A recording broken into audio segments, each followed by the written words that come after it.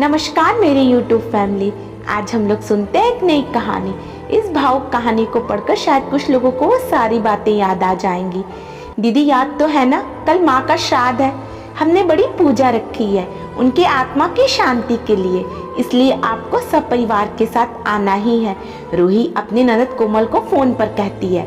तभी कोमल उसकी भाभी को बोली, मैं नहीं आ सकती, आपको तो पता ही है कि इनको छुट्टी नहीं मिलेगी।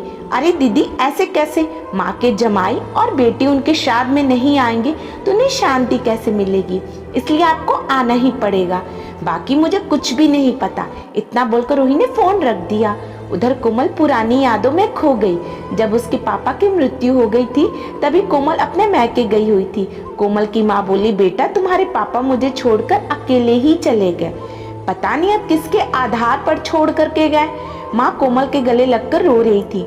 तब कोमल बोली, ये सब लोग तो है ना, भैया भाभी और बच्चे, तो चिंता क्यों करती हो। कोमल कई दिनों तक अपने माँ के पास रह कर आई थी, लेकिन हमेशा ज्यादातर फोन पर बोलना होता था, कभी कॉल पर तो कभी वीडियो कॉल पर बोलना होता था। बेटा क्या बनाया तूने, एक दिन माँ ने वीडियो कॉल पर पूछा। माँ आलू की सब्जी और रोटी बनाई है, कोमल ने जवाब दिया। माँ बोली, अरे वाह। सब्जी का नाम सुनते ही माँ की आंखों में एक अलग ही चमक देखने को मिली जो कोमल को दिखी। तभी कोमल माँ को बोली, माँ तुम्हें खाने का मन हो रहा होगा तो भाभी को बोलो बना कर दे। कोमल हंसते हुए माँ से बोली। तभी माँ बोली, नहीं नहीं, अब इस उम्र में आलू कहाँ पचते हैं, मैं तो ऐसे ही बोल रही थी, जब तुम्हारे पापा हुआ करते थे तब बहुत बार बनाती थी। भाभी का तो नाम लेते ही जैसे माँ की आंखों में चमक गायब सी हो गई। माँ ने कॉल रख दिया। माँ को क्या हो गया, ऐसे क्यों बोल रही हैं, वहाँ सब ठीक तो है ना। कोमल अपने आप से बातें कर रही थी। ऐसे बहुत बार खाने की बातों पर बातचीत होने पर माँ की आंखों का भाव ही बदल जाता था, लेकिन ऐसा क्यों था वो समझ नहीं पाई। लेकिन इसके पीछे का राज उसके समझ में आया जब वो छुट्टियों में 2 दिन के लिए मैके गई थी। एक दिन कोमल माँ के कमरे में माँ के साथ गपशप कर रही थी। तभी दीदी खाना खाने चलो। रूही माँ के कमरे में आकर कोमल को बोली, चलो माँ तुम भी खाना खा लो। कोमल उठते उठते हुए बोली, अरे दीदी नहीं नहीं, माँ को क्यों तकलीफ देना, वह यहीं पर ही खाना खा लेंगी, आप चलो। रूही बोली, लेकिन भाभी, लेकिन कुछ नहीं दीदी, आप चलो, माँ के घुटनों में दर्द होता है, इसलिए माँ कमरे में ही खाना खाती हैं। रूही स्पष्ट रूप से बोलती है, तो फिर भाभी मेरा भी खाना यहीं पर लाओ, हम दोनों साथ में खाना खाएंगे, ऐसे कोमल अपनी भाभी को कहती है। इस पर रूही कुछ नहीं बोल पाई, लेकिन कोमल को साफ तरीके से समझ में आ गया कि रूही को यह सब पसंद नहीं आया। वह चुपचाप वहां से निकल गई और थाली में पूरी सब्जी, रायता, अचार लेकर आई और माँ के लिए खिचड़ी। माँ यह क्या, तुम ये सब नहीं खाने वाली हो क्या, कोमल माँ को बोली। उतने में रूही बोली, अरे दीदी माँ को ये सब हजम होता ही नहीं है, इसलिए मैं उनको खिचड़ी और दाल ही देती हूँ। इतना बोलकर रूही वहाँ से निकल गई। माँ ने अपनी प्लेट उठाई पर माँ का ध्यान कोमल की प्लेट पर ही था। यह देख कोमल सुन्न सी पड़ गई थी। अपने माँ के मुंह में एक पूरी का निवाला डाला, लेकिन माँ मना कर दिया। तब कोमल ने अपनी माँ की आंखों में वही भाव देखा था जो वीडियो कॉल पर था। पता नहीं भाभी का डर था या लड़की के निवाले का मुँह था।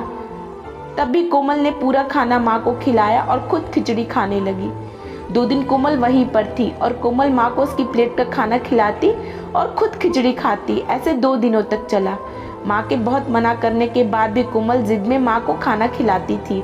वह बोली, भैया मैं कुछ दिनों के लिए माँ को अपने घर ले जाती हूँ। घर जाने से पहले कोमल ने अपने भाई तन्मय को पूछा। वह बोला, क्या तुम्हारा दिमाग खराब हो गया है, लोग क्या कहेंगे, बेटा माँ को तकलीफ देता होगा, इसलिए माँ अपनी बेटे के घर रहती है। तन्मय गुस्से में बोला, अरे बाबा सही तो बोल रहा है वह, माँ बेटी के घर जाती है क्या भला, तू आराम से जा अपने घर, मेरी चिंता मत कर, मैं यहाँ खुश हूँ। बेटी की बातें सुनकर माँ बोली। कोमल ने बहुत जिद की, लेकिन माँ बेबस थी। कोमल उदास मन से अपने घर वापस आ गई। कुछ दिनों बाद खबर आई कि माँ अब नहीं रही। इस खबर ने सब कुछ खत्म कर दिया था। कोमल को पता था कि माँ कितने तकलीफ से गुजरी, लेकिन माँ को दूसरा लड़का नहीं था बल्कि एक लड़की थी, इसलिए वह कुछ नहीं कर सकती थी। कोमल अकेले ही माँ के श्राद्ध में आई। आज माँ के श्राद्ध में 56 तरह के भोग बनाए गए। सब लोग मज़े से खा रहे थे। लोगों ने रूही और तन्मय की वाहवाही करने में कोई कसर नहीं छोड़ी। दुनिया में सबसे अच्छा बेटा और सबसे अच्छी बहू कह रहे थे उन्हें। माँ के गुजर जाने के बाद इतना विचार कर रहे हैं तो माँ जिंदा थी तब कितनी सेवा की होगी दोनों ने। कोमल दुखी होकर माँ की तस्वीर की तरफ देख रही थी। तभी दीदी चलो आप भी खाना खा लीजिए, रूही कोमल को बोली, जो माँ के रूम में माँ की तस्वीर सीने से लगाकर रो रही थी। वह बोली, नहीं भाभी मुझे नहीं खाना। लेकिन क्यों?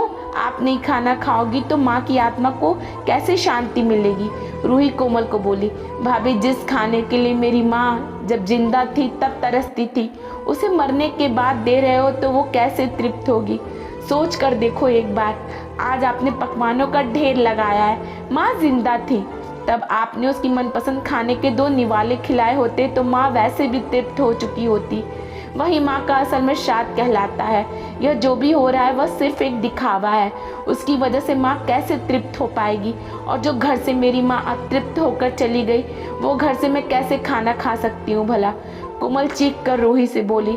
तभी वहाँ पर तन्मय भी आ गया। भगवान की लाठी में आवाज़ नहीं होती है भैया भाभी, वो जब भी किसी पर पड़ती है ना तब जख्म बहुत गहराई तक है और ना भरने वाली होती है। आप भी तो 2 बच्चों के माता पिता हो, लेकिन मैं भगवान से दुआ जरूर करूंगी कि आप जब तक जिंदा हो तब तक आपको अतृप्त ना रखे।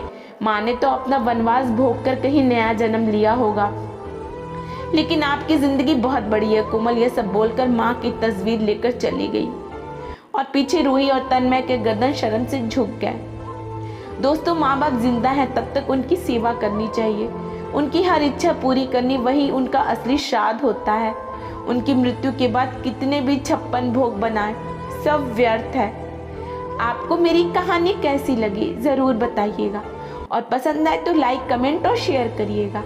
आप मुझे फॉलो भी कर सकते हैं। आपके कमेंट, आपके सुझाव मेरे लिए बहुत मायने रखते हैं, इसलिए दिल खोल कर सुझाव दें।